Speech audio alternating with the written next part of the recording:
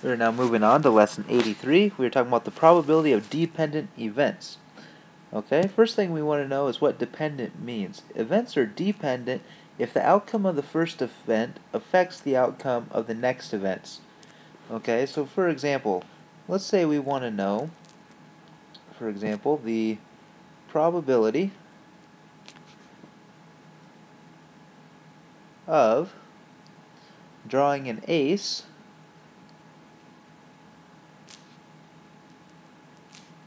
oops, sorry, I should probably write that correctly.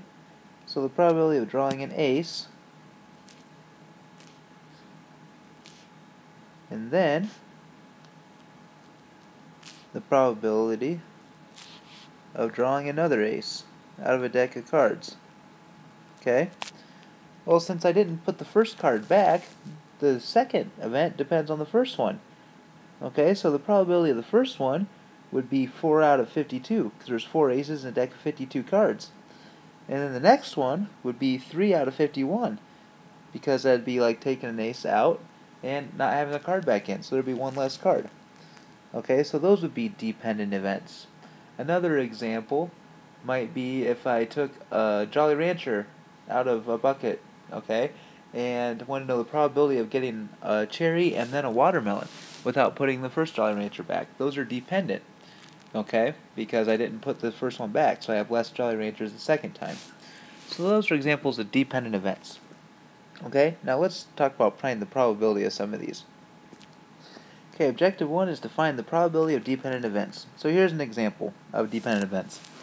2 8th graders and 1 7th grader want to go on the trip, but only 2 students will be selected.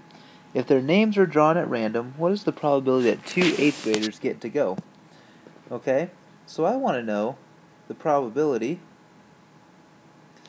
of selecting an 8th grader and then selecting another 8th grader. So what we're going to do is, when we learned about events before, we multiplied the two probabilities together. So we're going to take the probability of an 8th grader being selected the first time times the probability of an 8th grader being selected the second time. So we're going to have the probability of an 8th grader out of the total times the probability of an 8th grader out of the total. Well, the first time, there are 2 8th graders out of 3 total students, because there's 2 8th graders and 1 7th grader. Then, assuming the first person is an 8th grader that we draw, okay, because it says we want 2 8th graders to go, then if the first person is an 8th grader, that means there's only 1 8th grader left the second time, and now, since we already picked 1 student, there's only 2 students left. Okay, so the first time, 2 out of the 3 students that we can select from are 8th graders. Then once we pick an 8th grader, the second time there's 1 8th grader left out of 2 students. And so we multiply those together. And we get 2 times 1 on top, which is 2, over 3 times 2 on the bottom, which is 6. And then we reduce that. So the probability is 1/3. So again, we're going to multiply the two probabilities together. But again, we have to take into account the second time that we lose one of the 8th graders and one of the students when we pick an 8th grader the first time. Okay, so the probability changes with the second pick. Alright, let's look at one more example. Okay, example 2.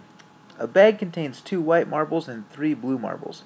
If 2 marbles are selected, what is the probability of selecting 2 blue marbles if the marbles are selected A, with replacement, and B, without replacement? So the first time we're going to select with replacement. What that means is we're going to take a marble out and then put it back in and draw again. Okay? So let's think about this. We want the probability of a blue and then the probability of a blue again. And this is with replacement. Okay? So the first time, the probability of a blue, well, we have 3 blue marbles out of 3 blue and 2 white. That's 5 total. And we're going to multiply that by the probability of blue the second time. Well, if I put the marble back in, then I have the same thing as what I started with. So I'm again going to have 3 blue marbles out of 5 total marbles. Now I'm going to multiply those together. 3 times 3 is 9. 5 times 5 is 25. So we have a 9 out of 25 chance with replacement, meaning we're going to put the marble back in. Okay? Well, now let's do this without replacement. So again, we're going to have the probability of a blue times the probability of a blue again. And this one is without replacement. Meaning, once we draw a blue marble the first time, we will not be putting it back in. Okay?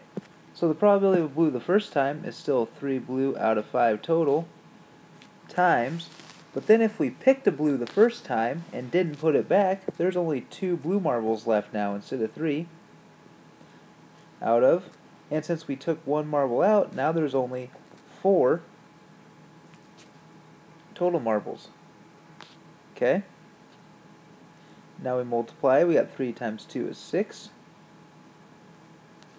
And 5 times 4 is 20.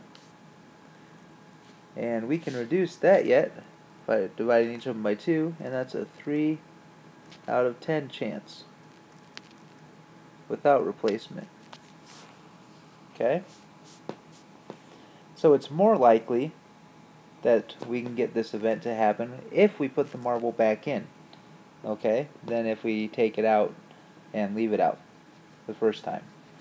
So this one is independent because, again, the total did not change. Okay, when we take a marble out and then put it back, the total chance is still the same the second time. Okay, whereas here, without replacement, that's dependent because the total's changed. Okay, because we didn't put the marble back in. So again, this is independent versus dependent down here. Okay, so again, we'll put that down here too. Independent versus dependent. Okay, and that's your lesson on dependent probability. Good luck on the homework.